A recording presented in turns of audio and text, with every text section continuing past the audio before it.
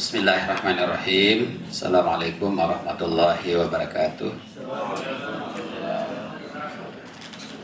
Alhamdulillahirabbil alamin. Nahmaduhu wa nasta'inuhu wa nastaghfiruhu wa na'udzu billahi min syururi anfusina wa min sayyiati a'malina. May yahdihillahu fala mudhillalah wa may yudlil fala hadiyalah. Asyhadu an la ilaha illallah wahdahu la syarikalah. Asyhadu anna Muhammadan abduhu wa rasuluhu la nabiyya ba'dah. Amma ba'du, faqad qala Allah subhanahu wa ta'ala fi kitabihil karim. A'udzu billahi minasyaitonir rajim. Wa tazawwadu fa inna khairaz zadit taqwa. Wattaquni ya ulil albab. Shadaqallahul adzim. Baik, yang bagian pertama, jalan menuju takwa. Ini saya sebut begitu karena di ujung ayatnya semua berbunyi la'allakum tattaqun. Ya. Jadi pertama di surah Al-Baqarah, surah kedua ayat 21. A'udzubillahi minasyaitonirrajim. Ya ayyuhan nasu u'budu rabbakum alladzi khalaqakum walladzina min qablikum la'allakum tattaqun. Jadi ada kata la'allakum tattaqun. Jadi Allah memberi harapan besar bagi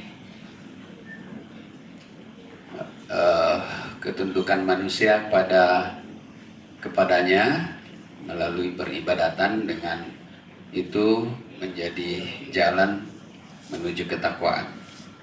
Itu surah Al-Baqarah ayat 21. Nanti Bapak Ibu bisa baca isinya di dalam sambil dibuka supaya kita lihat memang halamannya. Nah, lihat bagi inti-intinya di situ. Kalau saya karena sudah miku baca, sudah miku tulis, nah, insya Allah itu kalau saya pakai ceramah bisa connect sendiri.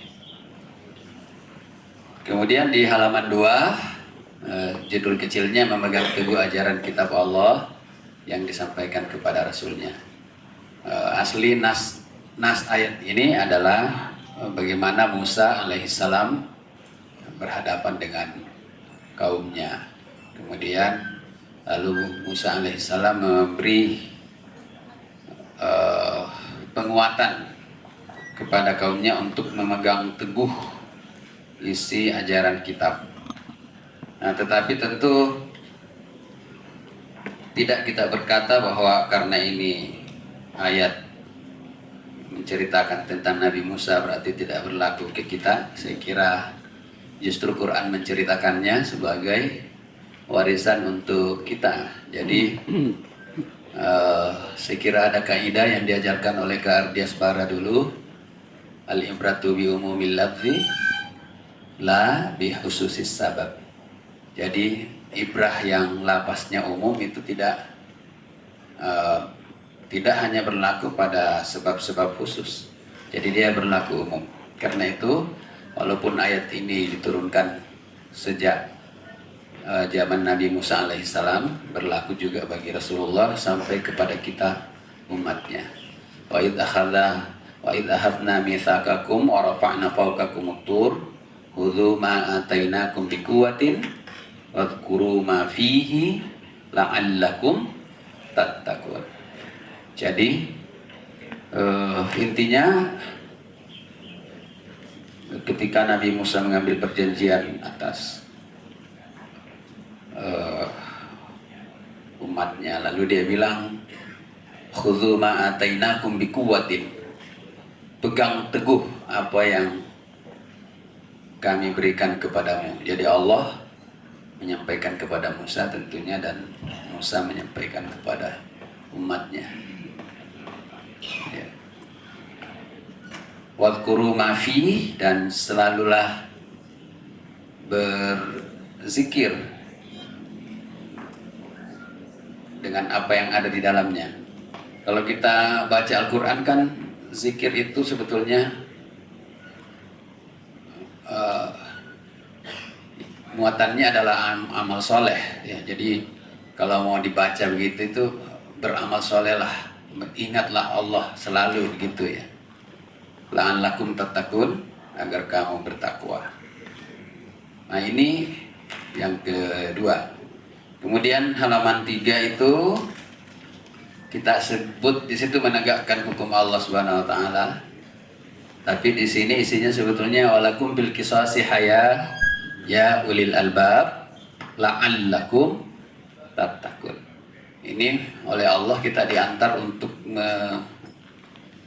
merenungi, memahami bagaimana kisas ya, hukum kisas yang ditetapkan oleh Allah yang bagi manusia secara kasat mata itu adalah hal yang berat, dan bahkan ya di antara umat yang tidak beriman itu menerjemahkannya adalah sebuah hal yang tidak manusiawi. Lalu Allah memberitakan kita, oh bagi kamu kisas itu al-haya. Bagi kita orang-orang beriman kisas itu adalah sebuah kehidupan. Jadi bukan sebuah hukum yang justru melanggar hak asasi manusia. Nah, kalau Buya Hamka menceritakan di dalam tafsir Al-Azharnya itu bagaimana menghapus dendam misalnya dengan kisas, ya, kisas yang telah diputuskan melalui pengadilan yang adil, benar-benar adil, lalu yang membunuh juga dibunuh lewat ketentuan yang jelas atau sesuai dengan kesalahannya, pelanggarannya. Lalu terakhir di situ ya tidak berkelanjutan dendamnya. Nah, walaupun di ujung ayatnya juga ada islah kalau mau dilakukan. Tapi intinya melakukan hukum qisas itu bagi orang beriman yang benar-benar beriman kepada aturan Allah atau beriman kepada Allah dan seluruh aturannya, maka yakinlah bahwa qisas itu adalah al-haya, itu proses kelangsungan hidup. Untuk apa la'allakum tattaqun, ya, agar kamu sekalian bertakwa. Kemudian yang keempat, puasa, yang mana akan kita jalani sebentar lagi, bulan Ramadan. Ya. Puasa itu diwajibkan atas kita dan orang-orang sebelum kita. Untuk apa? La'allakum tattaqun. Jadi puasa juga adalah gemblengan menuju ketakwaan. Kemarin Pak Kiai Saad di Jakarta menjelaskan, pernah suatu ketika kata beliau mengundang pendeta untuk menjelaskan puasa menurut mereka. Alasannya beliau, dia mau tahu bagaimana tafsirnya kama kutiba 'alal ladzina min qablikum, dari orang yang bukan Islam gitu. Jadi beliau mau tahu itu bagaimana sebetulnya itu orang-orang Islam yang menjadi umat sebelum kita itu memahami puasa. Jadi diundang pendeta cerita ya. Cuma diskusinya ya, tapi pendeta yang Bapak undang itu kan bukan alladzina min qablina. Bukan orang yang sebelum kita, tapi orang sesama kita. Ya, jadi yang sudah bias pemahamannya. Tapi kalau pendeta yang mempelajari perjanjian lama saya kira dan bisa menjelaskan bagaimana puasa itu bagi orang-orang terdahulu. Tapi ayat ini kalau kita berupaya memahami secara sungguh-sungguh juga kan pemahamannya cukup umum. Jadi semua bisa dipahami bahwa syariah puasa itu adalah syariah yang berlaku bagi umat Rasulullah dan umat-umat sebelumnya seluruhnya. Nah, dan bagaimana caranya saya kira tergantung bagaimana penjelasannya di zaman mereka berada. Sebagaimana sholat juga begitu kan, sholatnya 5 waktu kan nanti di zamannya Rasulullah Sallallahu Alaihi Wasallam, walaupun umatnya Nabi Isa juga sholat, sholatnya tidak seperti dengan kita ya, jadi tidak persis sama dengan kita. Jadi sama juga dengan ini. Sama tadi ya ayuhan nas ubudu rabbakum alladzi khalaqakum walladzina min qablikum ya ayat 1 itu. Sama ini ayat nomor 1 tadi. Jadi orang beribadah, kita beribadah dan orang-orang sebelum kita juga beribadah, diperintahkan beribadah. Ini puasa juga ya. Perintahkan kepada orang-orang sebelum kita. Tujuannya untuk menuju ketakwaan. Kemudian di halaman kelima itu memilih jalan yang baik menuju jalan yang lurus. Wa anna hadza sirati mustaqima fattabi'uhu wa la tattabi'us subula fatafarraqa bikum an sabili dzalikum wasaqum bihi la'allakum tattaqun. Jadi dalam Al-Quran itu saya coba telusuri kata-kata sabil itu memang banyak sambungannya rupanya ya. Ya, jadi ada sabilal mufsidin atau jalan para perusak, ada sabilal ghayy ya, jalan kesesatan, ada sabilit tagut, jalan setan dan kroninya, ada sabilul mujrimin, jalan para pendosa dan semacamnya. Jadi kata sabil itu kalau Bapak periksa dalam Al-Quran, Bapak Ibu periksa itu sambungannya itu seperti itu banyak. Tapi kalau sirat tidak ada sambungannya yang lain. Semua sambungannya adalah siratal mustaqim. Ada ya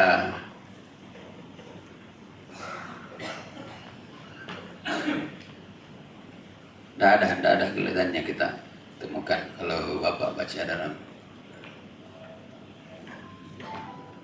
Nah, sehingga oleh Quraisy Shihab itu sabil itu disebut berbagai lorong. Jadi ada lorong kesesatan, ada lorong mujrimun, ada lorong pendosa dan seterusnya.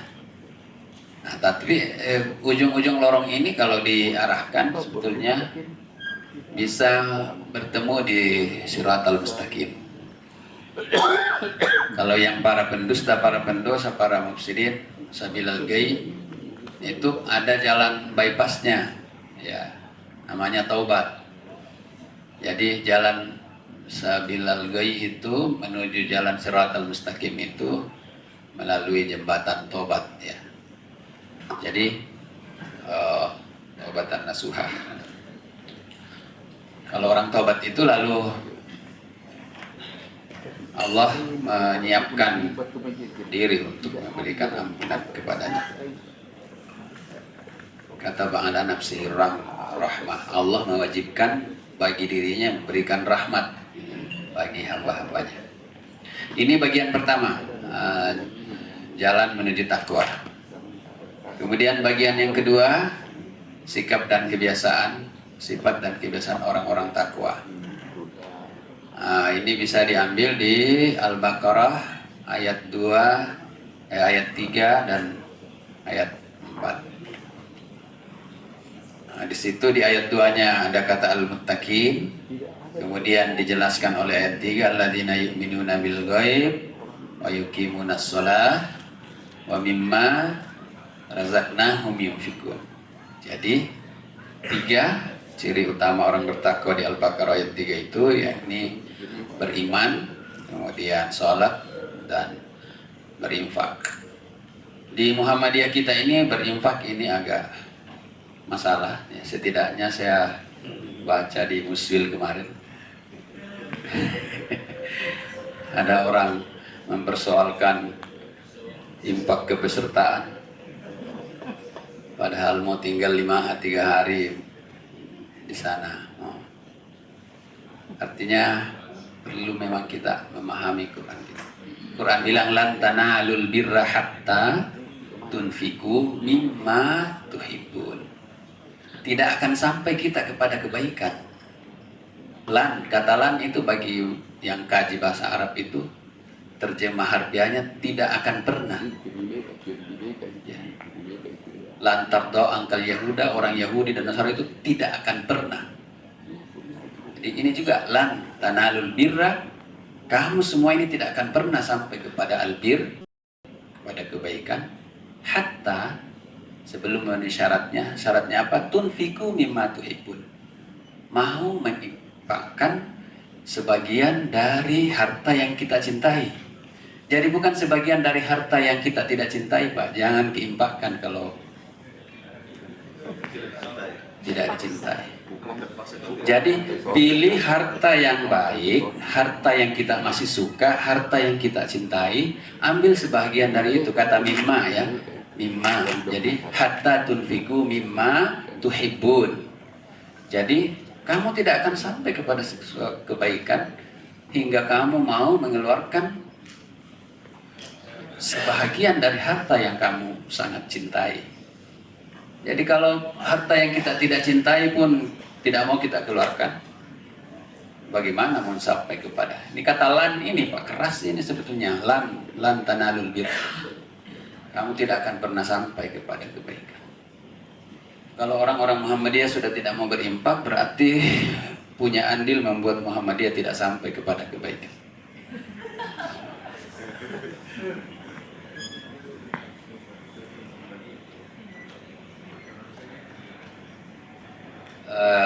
Ini saya serius sedikit itu karena saya juga agak terenyuh kok ada orang yang mempersoalkan SBB ya.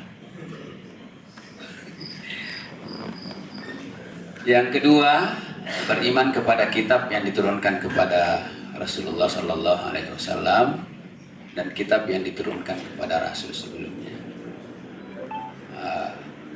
Ayat 4. Kemudian beriman akan adanya negeri akhirat. Ini tidak perlu panjang lebar, tapi kita ingin memahami apa konsekuensi sebetulnya. Iman kepada kitab, iman kepada kitab ini kan panduan hidup dari Allah kepada makhluknya lewat Rasulnya.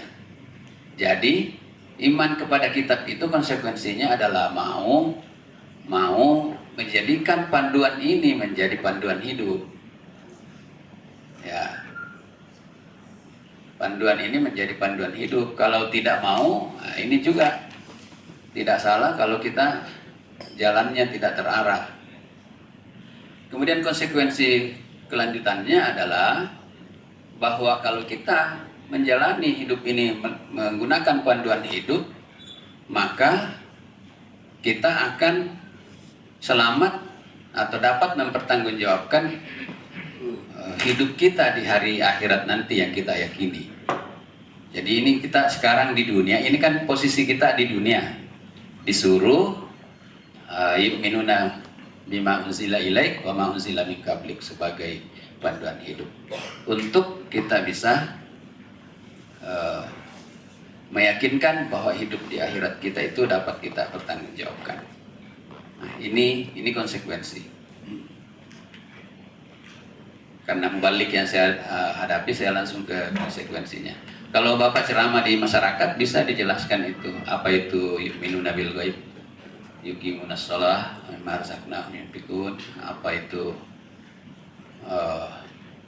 yu'minuna bima unzila ilaik wa ma unzila min qablik wa bil akhirati hum yuqinun.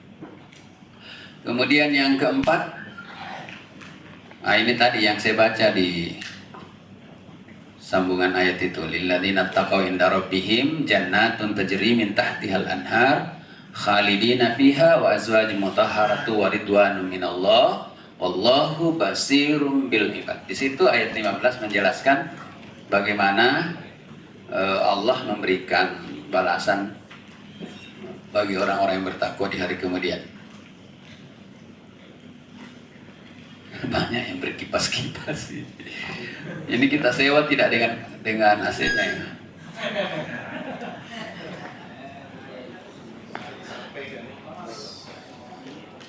Tapi tidak seberapa dibanding kalau salah-salah kita masuk neraka, Pak. Cuma yang dibilang begitu karena kenapa kita disuruh sholat supaya kita bisa menikmati sejuknya surga begitu. Jadi yang dibilang tidak perlu AC karena nanti di neraka panas tidak gitu. Kalau panitianya bisa memenuhi. Jadi Ali Imran itu alladzina yaquluna rabbana innana amanna faghfir lana dzunubana wa qina adzabannar. Ini ayat 16. Jadi orang-orang yang selalu berdoa mohon ampun kepada Allah. Ini bukan persoalan doanya saja, tapi konsekuensi kelanjutannya adalah bagaimana seorang itu merasa perlu berdoa pada Allah. Jadi salah satu di antara definisi kesombongan itu kalau tidak mau berdoa kepada Allah Subhanahu wa taala. Tidak merasa butuh Allah gitu. Padahal tidak ada langkah-langkahnya yang tidak membutuhkan Allah Subhanahu wa taala. Jadi yang kedua, mohon diampuni itu sebagai tanda bahwa kita memang tidak pernah merasa suci, tidak pernah merasa lepas dari kesalahan-kesalahan yang kalau Allah dengan rahmatnya tidak mengampuni, itu masalah berkepanjangan di hari akhirat nanti. Wa alal akhiratu khairun wa abqa. Wa abqa ini abqanya ini. Kalau kita kesimpulannya salah dalam hidup dan kembali ke akhirat, hidup di sana kekal dan tidak diampuni oleh Allah, wah ini masalah. Jangan dikira siksa neraka itu ringan. Ya, jadi di situ waqina adzabannar. Mohon sekali agar Allah menjauhkan kita dari azab api neraka. Karena azab jadi akhirat kelak kan cuma dua, nikmat atau azab. Ya, nikmatnya bendanya namanya surga, azab bendanya namanya neraka. Dan abqa, kekal. Ya, tidak usah kita berdiskusi di sini bagaimana orang dicuci dulu di neraka baru masuk ke surga ya. Itu kajiannya lebih luas lagi dan kita perlu baca tafsir banyak. Kemudian yang ke-17, as-sabirina was-sadiqina wal-qanitina wal-munfikina wal-mustaghfirina bil ashar. Ini sifat orang takwa. Pertama penyabar, kedua pembenar, ketiga penaat, keempat pengimpak harta, kelima pemohon ampun di waktu sahar.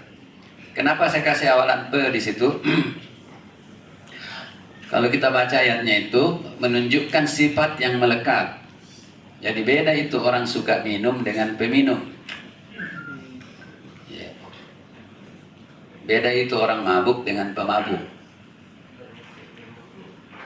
Nah, beda itu merokok dengan perokok. Tapi biasanya yang perokok itu orang yang merokok. Nah, tapi kenapa Ustaz Kamarudin ini mengantar kita ke situ? Padahal saya termasuk orang yang tidak mau bahas rokok. Saya pernah tanya almarhum Kiai Haji Jamaluddin Amin, gimana itu rokok Ustaz? Waktu mau ditetapkan di Tanwir Maluku, lama beliau diam. Mau selesai pengajian, gimana? Suruh saya.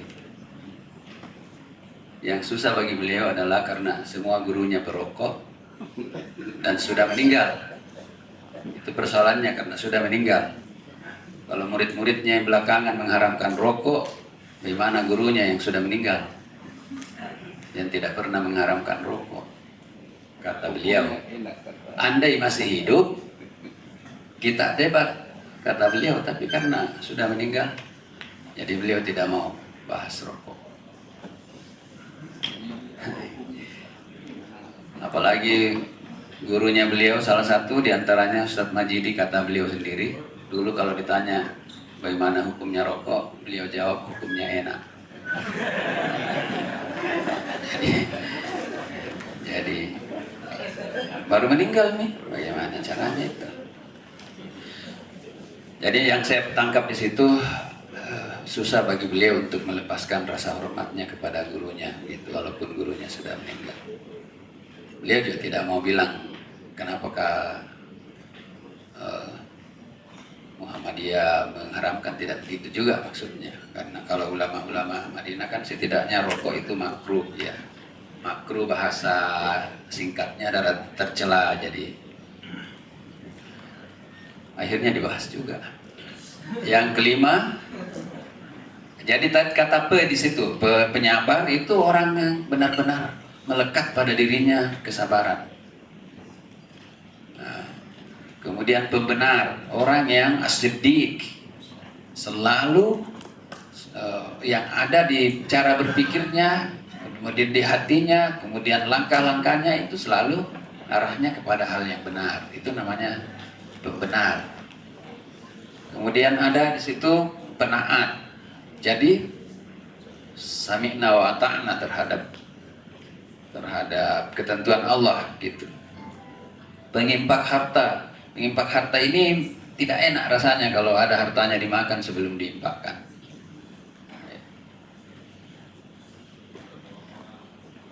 Pemohon ampun juga tidak lengkap hidupnya kalau dia tidak memohon ampun dalam sehari. Kalau tuntunannya itu wastaghfirina bil ashar, mohon ampun di waktu sahur. Jadi kalau orang beriman itu sahurnya itu bukan hanya untuk makan persiapan puasa, justru sahurnya untuk membuat makan dirinya, membuat makan hatinya maksud saya. Membuat makan hati itu ampunan, itu mau istighfar gitu Pak. Makanannya hati itu. Ustaz, kupotong iya. Pokoknya sekretarisku sudah mengiyakan kita acara itu, jadi saya serahkan kembali kita itu. Masya Allah. Padahal ini saya ada niat ke Lompok Batang sesudah ini jam 11. Terus jam 1 saya bawa materi di Ma'had Albir di Balik Hijrah.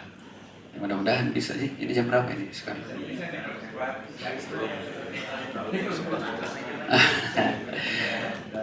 Nah, itulah perjalanan kita. Kadang-kadang kita merencanakan tapi berubah di perjalanan. Ya. Ini juga saya bikin di pesawat tadi malam ini kisi-kisinya karena padahal tidak mau mengerti kalau saya tidak hadir. Yang kelima, berimpak baik lapang maupun sempit. Ini juga yunfikuna fisarra'i wa darra'i, itu sifatnya orang takwa. Jadi jangan tunggu kaya untuk berimpak. Itu indahnya Quran. Fisarra'i wa darra'. Inilah yang gampang diterjemahkan dalam persentase kan. Kalau misalnya orang mewajibkan dirinya impak minimal, kalau impak kan bebas mau berapa, kalau Utsman bin Affan kan 1/2 sampai seluruh hartanya kan. Kalau kita katakanlah 2,5% kita wajibkan diri kita. Jadi 1.000 rupiah ada 2,5%-nya, 10.000 rupiah ada 2,5%-nya, 100.000 ada 2,5%-nya, 1 juta ada 2,5%-nya, 10 juta ada 2,5%-nya, 100 juta ada 2,5%-nya. Jangan manfaatkan buat pribadi sebelum keluarkan 2,5%-nya. Itu namanya yunfikuna fisarra'i wa darra. Jangan orang berimpak selalu tidak ada sekali kodong uangku ini. Kalau 1.000 keluarkan ke 25 rupiah. Apa gunanya uang 25? Jangan bilang apa gunanya. Allah mau lihat Anda mau berimpak atau tidak. Ingat ceritanya burung pipit yang mau mematikan apinya. Oh, apakah itu yang mematikan apinya Ibrahim alaihissalam waktu dibakar oleh Namrud? Dia hanya mau berperan. Dia punya jawaban ketika ditanya oleh Allah di hari akhirat. Kamu punya peran apa? Masa bangun pesantren Darul Arkam biar satu saat peranannya di dalam tidak ada? Ada cerita dulu orang Makassar bilang ada batu palibo. Siapa yang pernah ceritakan saya? Ada orang sedang bangun masjid katanya. Terus itu mutar molek mengaduk campuran. Nah ini orang tidak pernah sholat, tidak pernah zakat, tidak pernah berimpak. Dia tidur di samping orang membangun. Sambil mau tidur itu diganggu oleh seorang moleng, marah dia. Dia ambil kerikil, dia lempar, kurang aja bisa tidur ini. Itu batu kerikilnya lah masuk ke dalam moleng. Menjadi campuran beton dan itu yang menyebabkan dia masuk surga. Kalau Makassar bilang batu palibo, maksudnya itu batu, bukan batu yang mencela-cela orang, gara-gara mencela orang itu dia lempari, salah lempar masuk, ikut masuk. Kan kalau bahasa Makassar, kalau jengkel ada disebut mamanya, barangnya mamanya tuh palibo bahasa Makassarnya. Sambil menyumpahi, dia ambil kerikil, dia lempar itu tukang moleng, masuk di moleng batu. Ikut mengecor. Tapi anekdot saja. Kata Pak Ustadz Alimuddin, boleh jadi katanya itu oga-oga itu yang membuat kita masuk surga. Yang paling bang, ya ukuran keikhlasan, kata beliau. Karena itulah uang yang pernah kita keluarkan dari kantong tanpa diikuti dengan gerutu. Kasih 500. Ya, orang kepanasan di situ dikasih 500. Ikhlas. Nah, itu yang menyebabkan masuk surga. Karena kalau yang 100.000 diikuti dengan pandangan.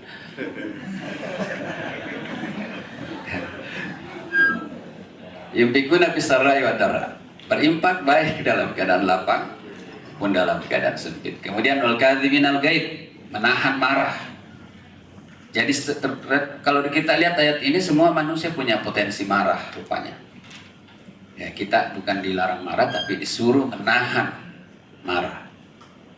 Menahan marah atau mengendalikan marah itu bentuknya tentu sesuai dengan kemampuannya.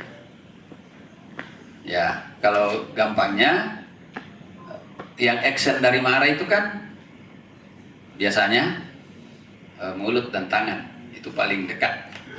Jadi bagaimana memutus ini marah di hati tidak berefek mulut berkata lebih dari proporsinya. Bagaimana memutus marah dari hati yang tidak berefek tangan berbuat lebih dari yang wajar.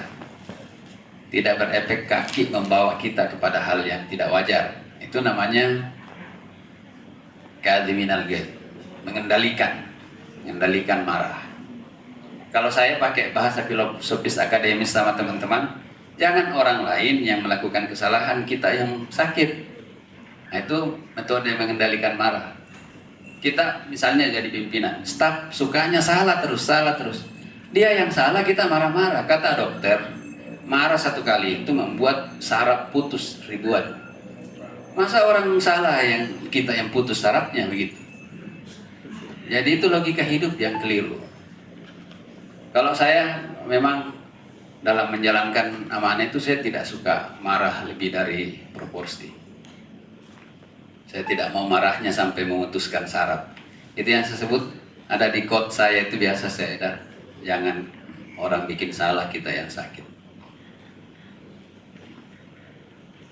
Menahan marah, wal afina anin nas, memaafkan manusia. Ali Imran 134.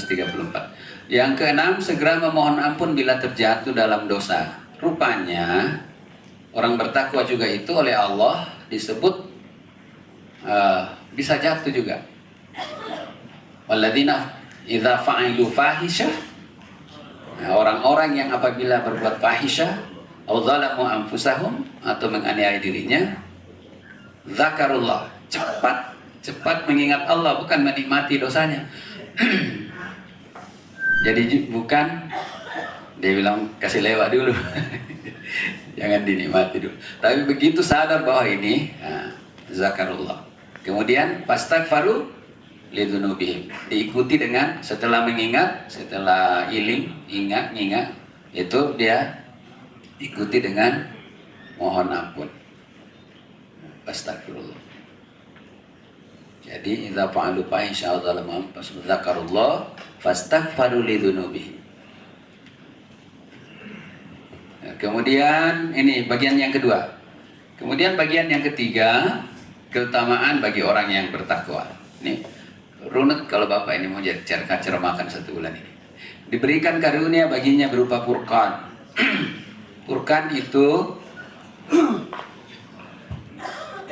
kemampuan membuat garis pemisah. Kemampuan membuat garis pemisah antara yang hak dan yang batil. Ada orang yang sebetulnya sudah punya kemampuan membuat garis pemisah, tapi selalu bersikap abu-abu. Nah, ini sudah jelas ini al-halal bayyinun, al-haram bayyinun. Nah, kemudian dia selalu berdiri di mustabihat. Padahal orang beriman itu menjauhi hal-hal yang syubhat. Jadi kemampuan memisahkan antara yang hak dan yang batil. Wa yukaffir anhum sayyiatihim, kemudian dijauhkan dari kesalahannya. Wa yaghfir lakum dzunubakum, dan diampuni dosanya. Ini Al-Anfal 29. Kemudian yang at-talaq, orang bertakwa itu wa yarzuqhu min haitsu yaj'al lahu makhraja. Ini makhraja ini jalan keluar. Jadi kalau ada orang bertakwa selalu buntu jalannya, tidak tahu mencari solusi, tidak menjadi solutif, itu salah ketakwaannya. Nah, jadi ketakwaannya belum bermanfaat menjadi pemandu hidupnya. Ya ja'allahu makhraja. Yang kedua, yarzuqhu min haitsu la yahtasib. Jadi bukan rezeki orang takwa itu kalau diminta atau diproposalkan itu bukan rezeki orang takwa. Nah, rezeki orang takwa adalah min haitsu la yahtasib. Kemudian wa yaj'al lahu min amrihi yusra. Jadi dimudahkan urusannya. At-Talaq ayat 2 sampai ayat 4. Kemudian bagian keempat Al-Hujurat yang selalu kita pakai. Ya ayuhan nas, inna khalaqnakum min dzakarin wa untha wa ja'alnakum syu'uban wa qabaila lita'arafu inna akramakum indallahi atqakum. Jadi kesetaraan manusia di dalam hidup sebagai basyariyah itu diakui oleh Quran, tetapi itu dijadikan jembatan untuk memperlihatkan potensinya masing-masing. Jadi perbedaannya laki perempuan suku bangsa itu lita'arafu, untuk saling mengenal. Saling mengenal itu maksudnya mengenal potensinya masing-masing. Jadi mengenal fungsi dan tugasnya masing-masing dan seterusnya. Tetapi yang menentukan seseorang itu mulia atau tidak adalah ketakwaannya. Itu Al-Hujurat. Biasa dipakai di bulan Syawal ini ceramahnya ini. Kemudian keberkahan dibuka oleh Allah karena takwa. Ini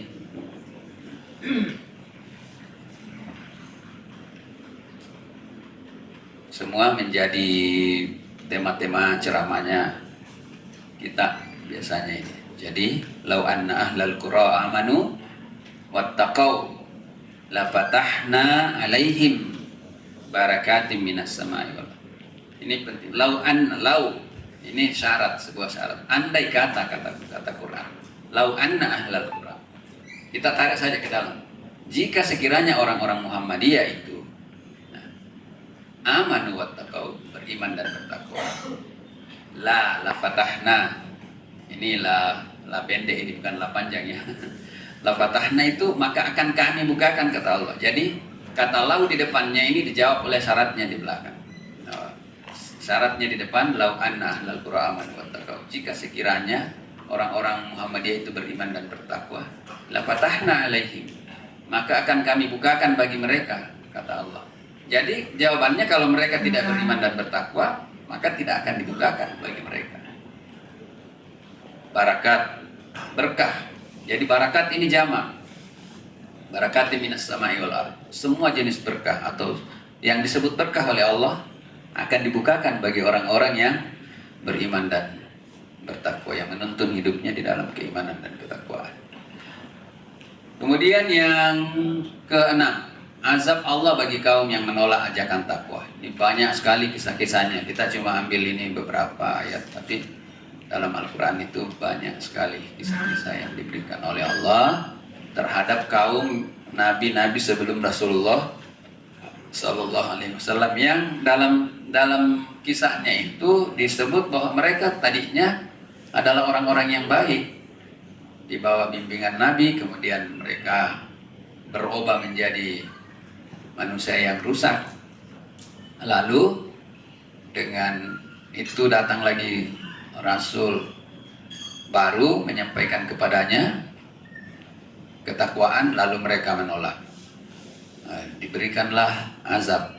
Ini seperti azab berupa bencana banjir bagi kaum Nuh alaihissalam. Surah Nuh ayat 2-3. Kemudian bencana awan hitam dan angin topan bagi kaum Hud atau kaum Ad, bagi kaumnya Nabi Hud alaihissalam. Asy-Syu'ara ayat 123 sampai 126. Kemudian siksa berupa suara guntur keras dan gempa bumi bagi kaumnya Saleh alaihissalam, kaum Samud. Itu Asy-Syu'ara 141-144. Kemudian guntur keras dan likuifaksi bagi kaumnya Nabi Lut alaihissalam. Ini baru-baru kita kalau cari tafsirnya bagaimana Allah membalikkan buminya Lut, itu di Palu kemarin. Likuifaksinya itu orang menyaksikan betul manusia ditelan oleh bumi kemudian dibalik. Kemudian azab berupa guntur keras dan gempa bumi bagi kaumnya Syuaib, kaum Madian. Ini pelanggaran-pelanggarannya ada di dalam buku itu, Bapak Ibu bisa baca nanti. Kemudian bagian ketujuh, pesan-pesan Allah tentang takwa. Berbekallah. Sebaik-baik bekal adalah takwa. Wa tazawwadu fa inna khairaz zadit taqwa. Ayat ini oleh Buya Hamka ditafsirkan menggunakan Al-Hasyr, ya ayyuhalladzina amanu taqullaha wa tanzuru nafsum ma qaddamat ligad. Jadi hidup ini adalah ibarat perjalanan panjang.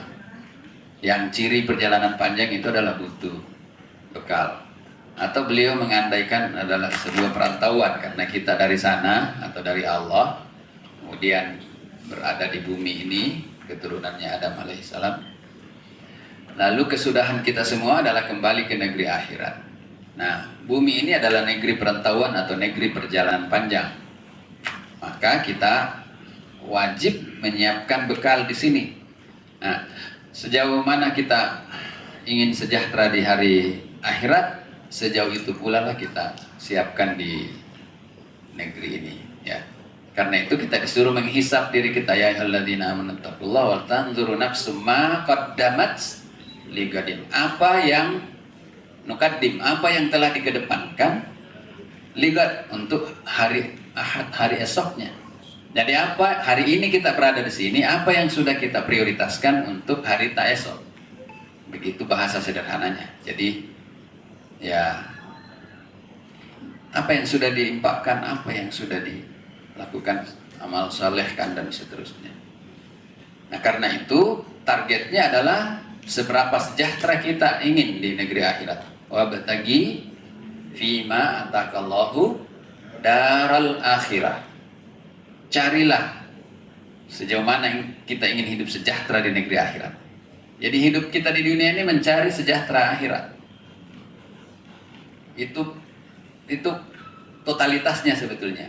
Tapi wala tansa nasibaka min dunia, karena masih hidup di dunia, jangan lupa nasib. Kata jangan la tansa nasibaka min dunia ini adalah memenuhi kebutuhan. Jadi bukan menumpuk-numpuk harta. Karena itu jelas ya, al-hakumut takatsur hatta zurtumul makabir. Itu jelas. Jadi la tansa nasibaka min dunia itu terjemahnya adalah menyiapkan sampai kita butuh apa saja di negeri dunia ini. Makan, minum, rumah, kendaraan, biaya sekolah anak-anak, biaya nikah anak-anak, bantu sedikit anak bangun rumah, ajar dia mandiri. Sudah itu lebihnya kirim ke negeri akhirat. Nah, gitu. Praktisnya begitu. Begitu Pak. Jangan satu orang menumpuk triliunan, mau diapain? Pulang tidak dibawa. jadi rebutan anak di belakang. Ya. Jadi berat. Kalau kita kirim sebanyak-banyaknya, itulah tadi orientasi hidup sejahtera di negeri. Wa batagi fima atakallahu daral akhirah. Cari sebaik sekuat-kuatnya untuk bisa hidup sempurna, hidup bahagia di negeri akhirat. Tapi karena masih hidup di dunia, la tansa nasibaka minad dunya. Gitu kira-kira maksud. Kemudian At-Tagabun ayat 16. Nah, ittaqullaha mastata'tum, bertakwalah kepada Allah sekuat-kuat kemampuan. Ini juga saya dapat dari ayahanda Ki Haji Jamaluddin Amin. Karena takwa sendiri itu adalah tingkatan dari hierarki keimanan ya. Jadi muslim, jadi dari iman muslim, kemudian muttaqin tingkat atas. Berarti agak kurang pas kata beliau kalau bertakwalah engkau sesuai kemampuanmu. Kalau Departemen Agama kan begitu terjemahnya. Bertakwalah sesuai dengan kemampuanmu. Kalau di sini bertakwalah sekuat-kuat kemampuanmu. Beda itu. Jadi kita harus berupaya sekuat-kuatnya untuk mendorong diri kita masuk ke derajat takwa. Itu namanya mastata'tum. Ittaqullaha mastata'tum. Bertakwalah sekuat-kuat kemampuanmu. Jangan baru mulai sudah kendor duluan. Nah, itu tidak sekuat-kuat kemampuan namanya. Ya. Jadi kadang-kadang kita itu merasa bahagia kalau ada uang di kantong, tak mau dibelikan sepatu anak tak. Datang panitia adik-adik, nah itu ittaqullaha mastata'tum. Dikasih panitia adik-adik, nah aduh. Padahal anak mau dibelikan, kasih tahu anak sabar kinanya, nanti ada rezeki lagi. Karena yang dikeluarkan kan sebetulnya yang wajibnya adalah infak. Kalau saya punya 100.000, kelar 2.500 berapa? 250 kan sudah cukup sebetulnya. Sudah tidak berdosa saya. 75.000 saya mau belikan sepatu anak saya. Datang panitia adik-adik saya kasih. Nah, itu namanya mastata'tum. Ditunda dulu yang lain untuk kemaslahatan bersama. Jadi bahasa lainnya adalah ihsan. Jadi kalau mengambil sesuai haknya, memberikan orang sesuai hak orang, itu namanya adil. Tapi mengambil kurang dari haknya, memberikan orang lebih dari haknya, namanya ihsan. Ihsan. Jadi ini ittaqullaha mastata'tum, itu bertakwalah kepada Allah sekuat-kuat kemampuan kita. Tapi di buku ini saya kutip punya Pak Said Kutub, juga di situ agak realistis. Tapi Pak Quraisy Shihab hampir sama dengan apa yang disampaikan oleh ayahanda Ki Jamaluddin Amin. Kemudian yang ketiga, peliharalah ketakwaan sepanjang hayat agar dapat mati dalam keadaan muslim. Ya, taqullaha haqqa tuqatih wala tamutunna illa wa antum muslimun. Jadi sepanjang perjalanan hidup kita tata hidup dalam ketakwaan, dan dengan itu menjadi penyebab kita mati dalam keadaan muslim, mati dalam keadaan selamat sebetulnya. Wala tamutunna illa wa antum muslimun. Kemudian keadaan orang-orang bertakwa ya tetap di dalam petunjuknya. Ulaika ala hudan min rabbihim wa ulaika humul muflihun. Jadi memelihara ketakwaan, memelihara hidayah ketakwaan itu adalah jalan keberuntungan. Kemudian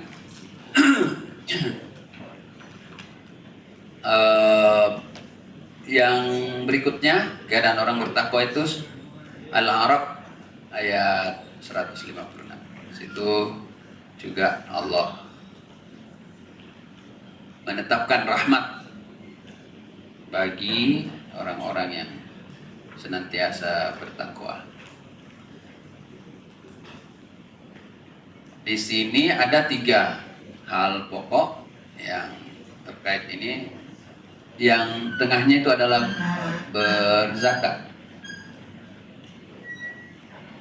Jadi berzakat itu ini dulu waktu pengajian di Takalar beberapa tahun lalu oleh ayahanda Ustadz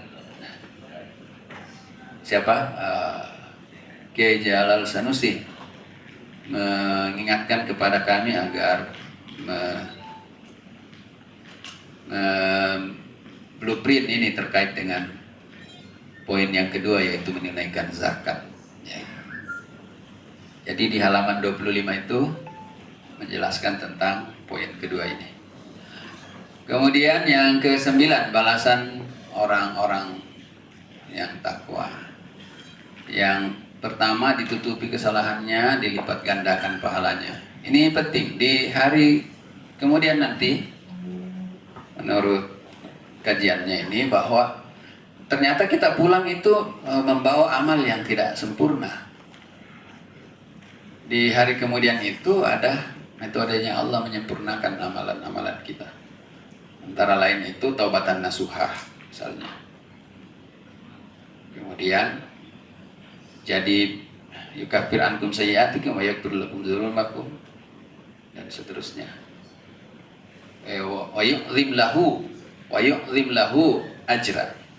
Allah ini kalau tafsir yang kita baca itu di hari kemudian ini kejadiannya nanti. Allah menyempurnakan pahala kita.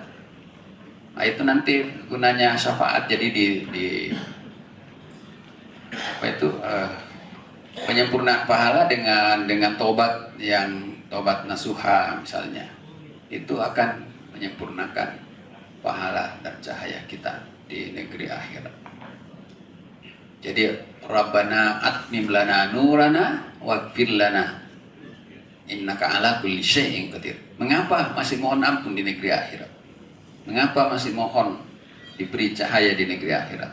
Mengapa masih mohon diberi kemuliaan? Nah, sudah di negeri akhirat ini. Nah, rupanya di situ ada penyempurnaan amalan. Jadi orang yang punya laptop Apple yang sudah digigit Apple-nya itu disempurnakan jadi Apple. Ini saya sederhanakan supaya gampang dicerna. Jadi kemudian berada dalam surga dan mata air, diberi kehormatan, disediakan surga sebagai tempat kembali. Kemudian di dalamnya itu di An-Naba ini innalil muttaqina mafaza atau apa? Coba yang kita baca Bapak.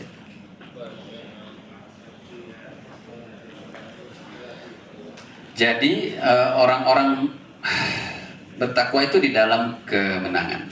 Innalil muttaqina mafazan hadaika wa anaba wa kawaiba atraba. Jadi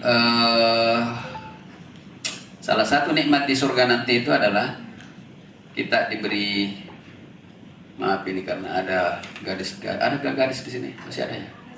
Oh, enggak apa-apa. Nanti itu didampingi oleh gadis di surga yang baru tumbuh ciri-ciri kegadisannya. Bukan ABG. Ini Quran menjelaskannya begitu. Di halaman 30 tuh.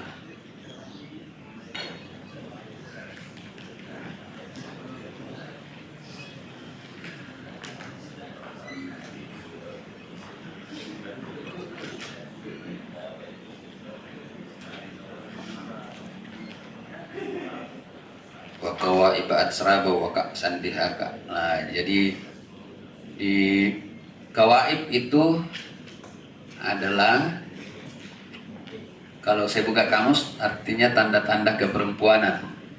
Jadi kawaib atraba itu adalah gadis-gadis yang mendampingi para pemuda-pemuda nanti di surga yang gadisnya masih baru tumbuh tanda-tanda kegadisannya begitu. Kenapa agak konsen sedikit kalau ini saya jelaskan? Nah, saya mau jelaskan kata kawaib di situ, kawaiba, atroba. Nah, dan dia sebaya ya. Nah, inilah yang menjadi dalil kenapa orang meyakini bahwa di hari kemudian nanti tidak ada lagi nenek-nenek dan kakek-kakeknya. Karena memang dia kawaib atroba ya, jadi dia kawaib yang sebaya.